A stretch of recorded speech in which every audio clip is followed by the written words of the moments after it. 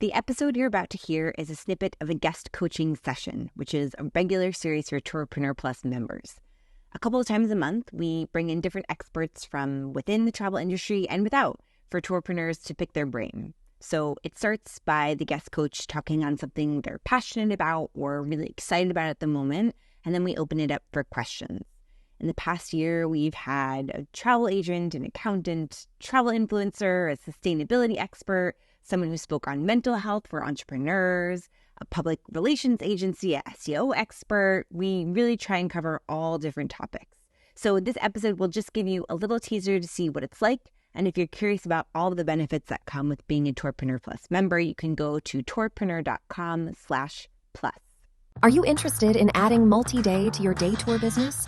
Are you looking to understand growth and scale strategies in the multi-day world? Looking to finally crack the technology stack you need to organize, automate, and grow your business? Then join Tourpreneur in Seville, Spain for Tourpreneur Connect, November 27th to 30th, 2023, for an event unlike any other in our industry. Open to strictly 100 operators. Pete, Mitch, Chris, and other industry experts will guide you through the do's, don'ts, twists, and turns of running a multi-day tour business. Not only that, Tourpreneur are giving back as we will be bringing in local suppliers and businesses to help us run the event. We're also opening up to a number of locally based tour operators who can attend for free. So join Tourpreneur in Seville for Connect November 27th to 30th, 2023. And join us for an unforgettable experience of learning and connection in one of Europe's most unforgettable cities. Visit tourpreneur.com/connect for more info.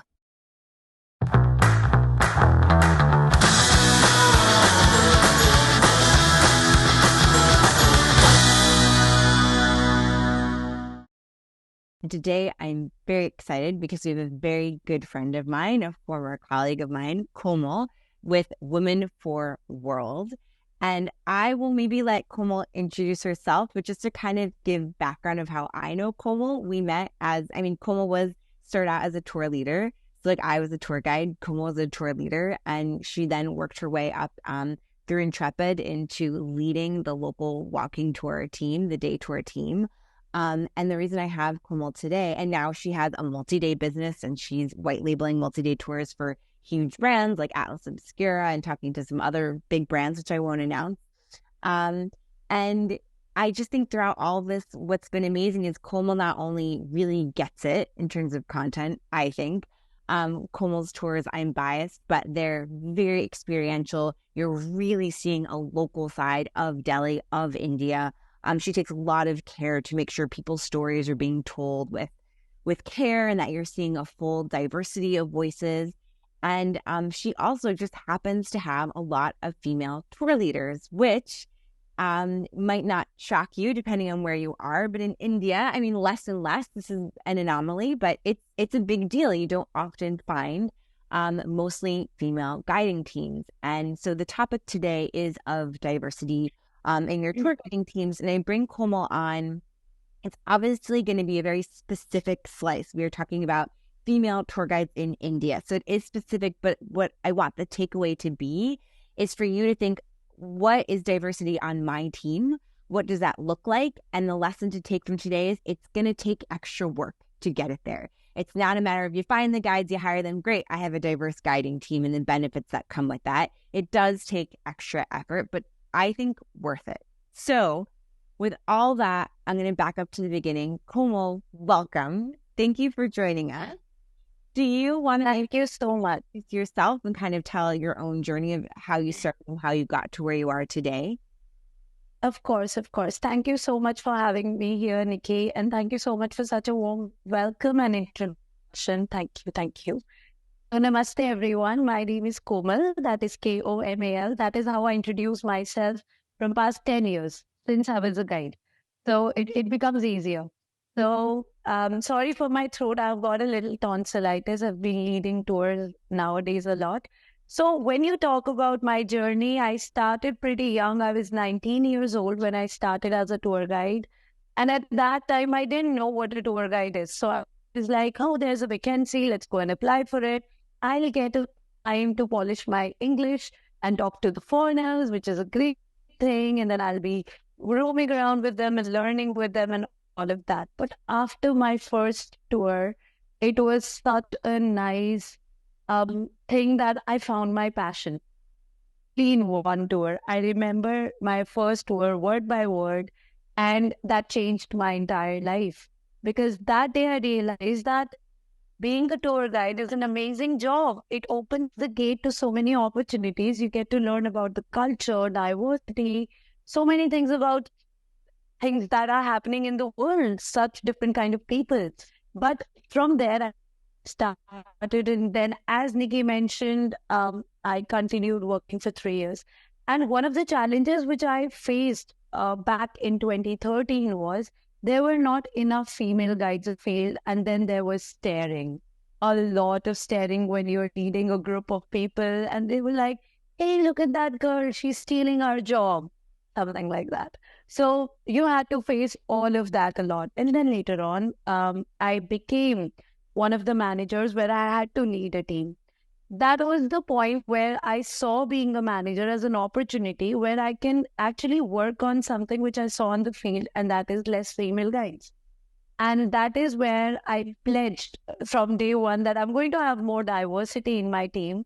I'm going to show it to the women out there that it's cool to be a tour guide. And, just don't be very stereotyped about being a guide, because in India, people have stereotypical notions about being a guide. And that is how my journey started. And, it took a lot of time, around 1 year, to get that diversity, to get that team, to get that trust, not only of the people, but their parents, their family, because we are in India and it's difficult. And from there, I led on for like 4 years. COVID happened, and then I decided to start something of my own. And here I am today, the founder of Women for World Tours and Travels. And the idea started with, again, the redundancies that were happening around the country. And one thing I again saw was that the women were being more redundant than men. And the reason is that they are an extra baggage because they might go on their maternity later on. We have to pay for their maternity leaves. It's better to them out and, take the extra advantage. And that is when I decided that my company would be having an all-female diverse team. And we're going to work on showing people that it's good to have females in your team. It's more productive, it's more creative, it's more empathetic, and there's nothing wrong about it. And from there, it's been 3 years. In some days, we complete our 3 years. Such beautiful journey. And now we are multi-day tour operators. We're working with big brands like Atlas Obscura and other small companies, where their operations handling operators and their DMCs, which are handling all the business in Delhi and India. And yes, this is my journey cut short. I've been published in a lot of publications like National Geographic, Teen Vogue, and a lot of Indian publications. A beautiful journey.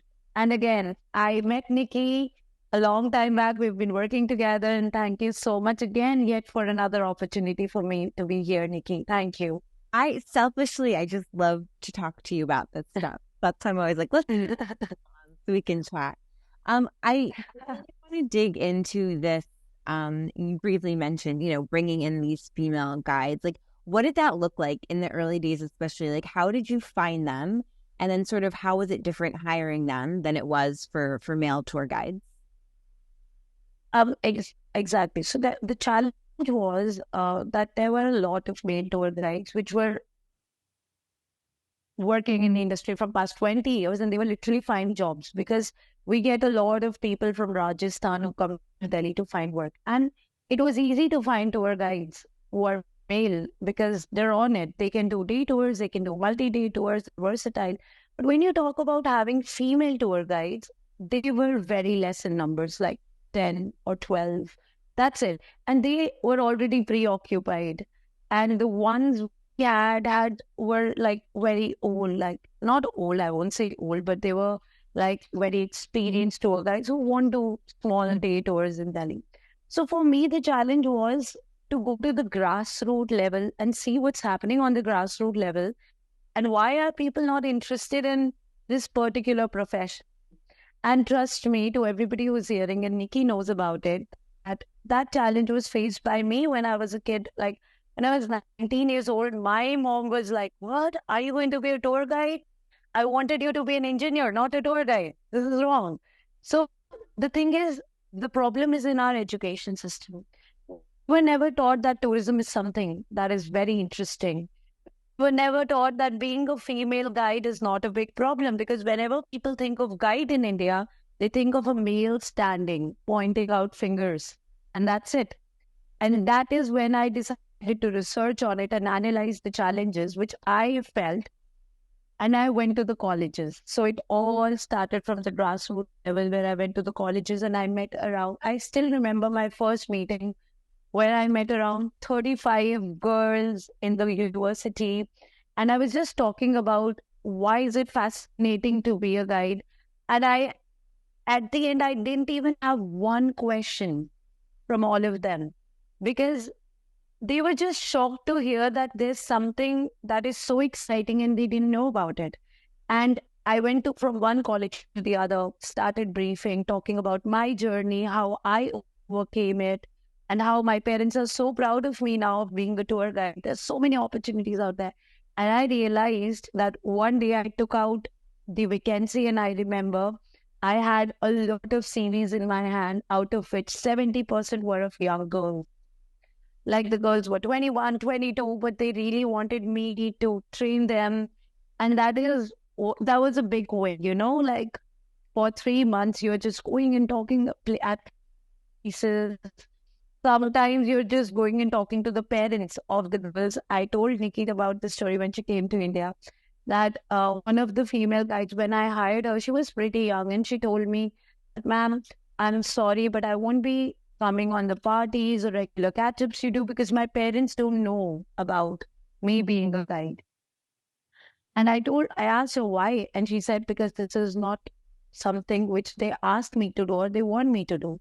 They don't want me to talk to the strangers and everything. And I remember that day I talked with her parents and asked them to send her on the party, and I'm going to be their guardian. I'm going to send perfect caps for them and make sure that they're safe.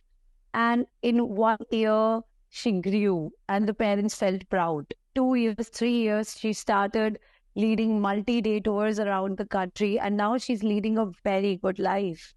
So this is, something which, as you mentioned, Nikki, that this has been a great journey of diversification, adding diversity to the team.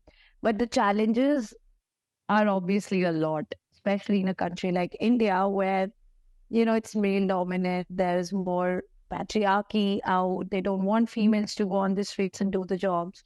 But it is changing. Like, I've been in the industry for 10 years, and now I see more girls calling me and asking if I have a vacancy.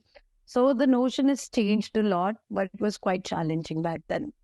Was it more of these, like, the challenge, this expectation of what is appropriate for a woman? Because I know, like, a multi-day tour, the challenge that they're away from home for so long with strangers, or a walking tour, maybe an evening that wouldn't be an option because they shouldn't be out alone at night or coming home late at night.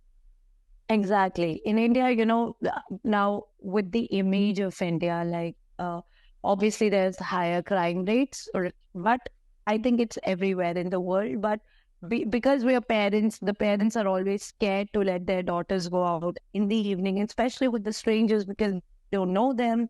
They don't know what's going on with them. So that was one of the biggest challenges, that the parents don't want their daughters to travel. The parents want their daughters to travel after they get married, so that their responsibility, now they can put it on the other person, that now she's your responsibility, take care of her, and something like that. And that kind of stereotype has already been in the society since I was born, and it's still there.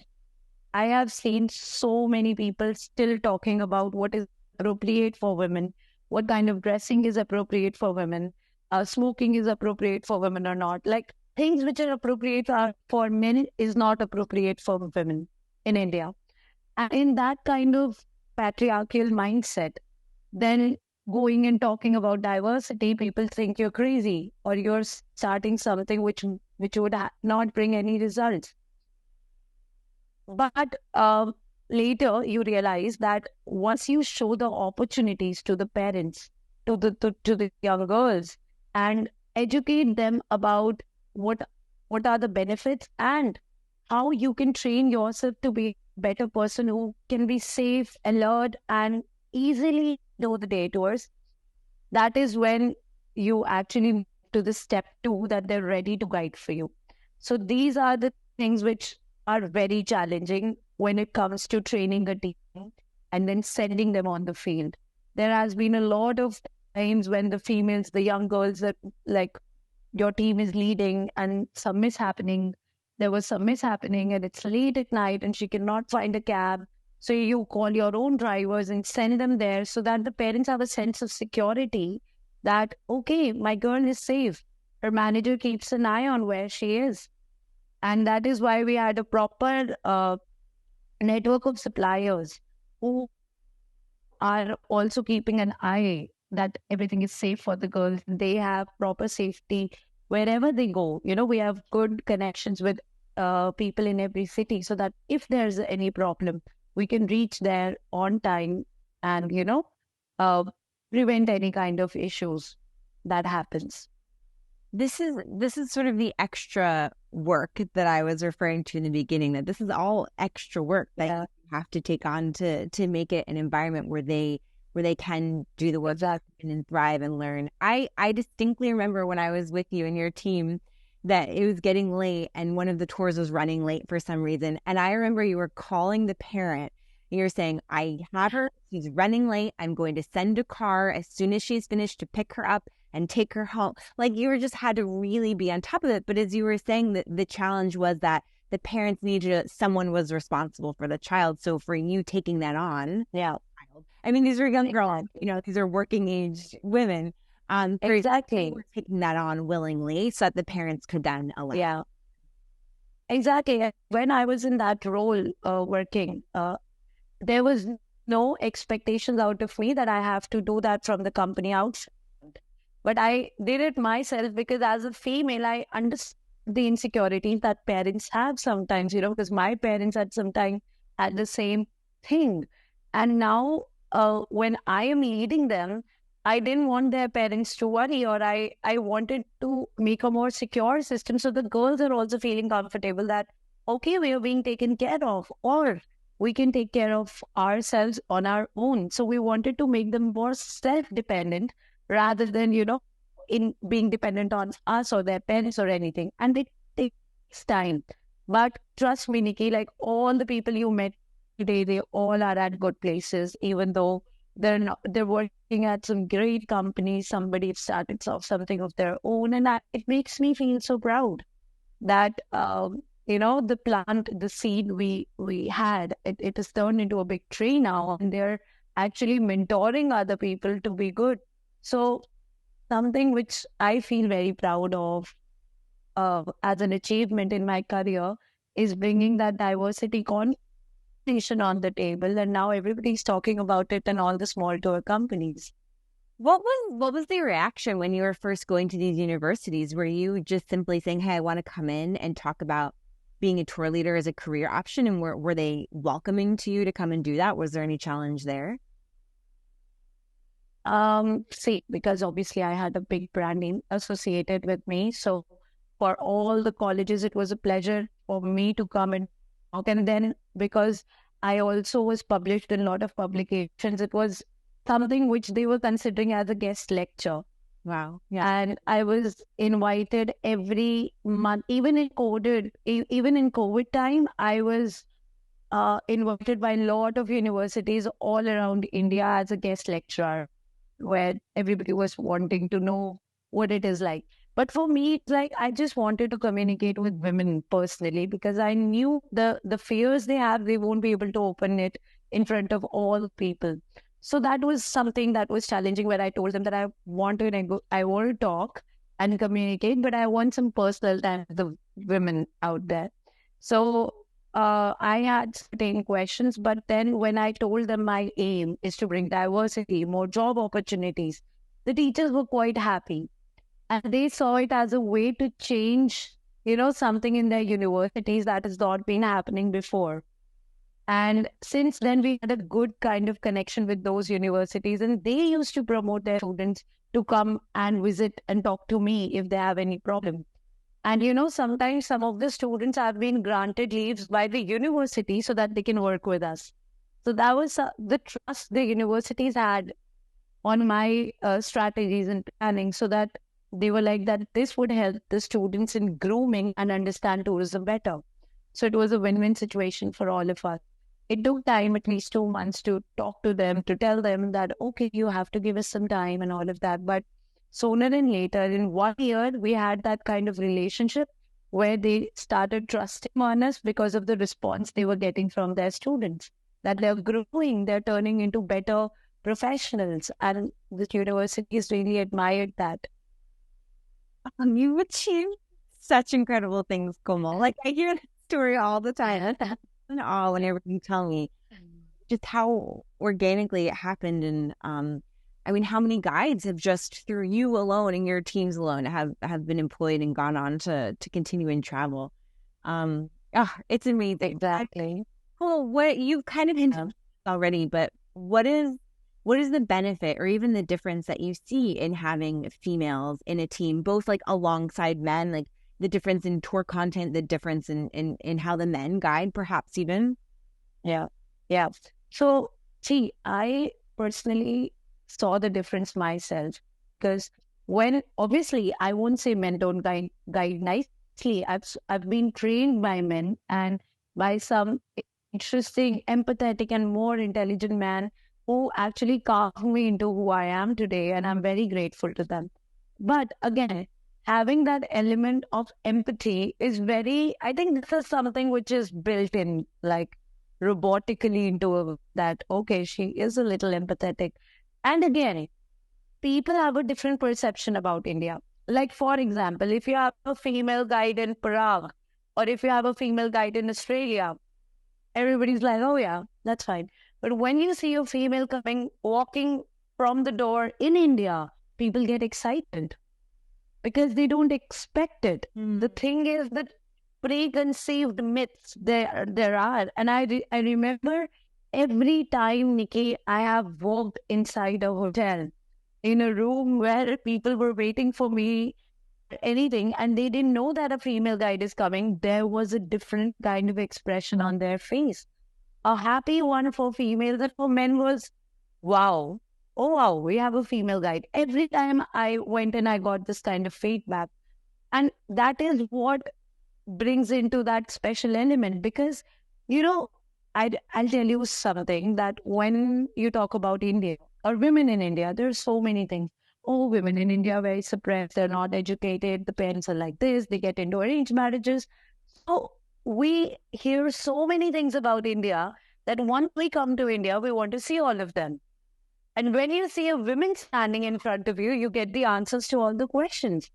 And the aim of every women guide is to change that myth, that from day 1 till to day 12, there is a completely different perception about India. It's women, it's people, and that is because they see the country from a girl's point of view.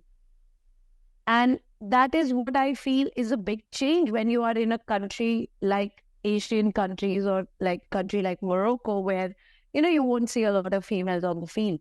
But again, if you talk about just being, I personally think that I've got a greater number of reviews. I've got greater number of empathetic reviews, and a lot of solo female travelers feel very safe when they're around women in India. So being a women guide is a comfort zone sometimes for the people. They feel that they're safe. So it's always an advantage. And again, obviously, I've always been asked this question, that you're talking like this and men feel very offensive and everything. But again, no offenses to the other genders. But I personally think that, especially in a country like India, it's a great advantage to have, because the other person feels more comfortable working with you, and they want to show women's perspective to their people. And every time I've guided in these 10 years, I've made great friends, and I've seen my guides doing the same thing. So yes, that is an advantage, especially in a country like India. Do you see Because I know you, especially with your teams, you do a lot of team building and community building. So your guides are talking to one another. They're spending time. They're being educated together. Do you find that the male guides as well, are gaining more insight, more stories to almost enrich their work and their stories because they're getting these female perspectives? Exactly. And I think that is the benefit of diversity. When we talk about having a diversity in the board of members or something, we don't want only the educated, but we want different voices, because there's a way to see things, and every gender has their own way of seeing one thing. Like it is said, a glass of water, half filled or half empty, it's up to you. And that is how the perceptions change. For example, I saw that in my team, there was more respect from the male guides as well. And they were curious about how the girls are convincing their parents, and they were going and telling their sisters, and they were coming to me and telling me to train their sisters. And this was a complete, what do you say? It was turning into a proper ecosystem where everybody has a respect for each other. The males are learning from the women, the girls, and the women are learning from the men. And there was no competition, but there was just a coexistence that we are working together, and there won't be any judgment or from the gender perspective. So this is what I personally achieved, and I love that the day when the companies start giving the jobs in this country on the perception of their qualifications rather than the age and gender, that is the day we will achieve diversity, and we will achieve a progressive approach towards growing. And this is what I'm going to advocate throughout my entire life. And once it's done, I'll die peacefully. So this is something which I advocate on. Komal, I'm going to leave it there because I think that's such a wonderful mission and call to action. And thank you so much. Thank you for sharing all this and being such an open book, and for all the work that you do, because I see the difference that it makes. And I really hope others can be inspired by you and make differences as well. Thank you, Nikki. Thank you so much for having me here. Did you know Tourpreneur also has a Facebook community of over 7,000 tour operators? If you are not a member, then search for Tourpreneur on Facebook and join a thriving community of tour operators and other travel professionals, all of whom learn from each other, as well as from Chris, Mitch, Pete, and many other industry experts. By becoming a member, you will be notified first of any events, meetups, and exclusive content. Join the Tourpreneur community today. Facebook.com/group/Tourpreneur.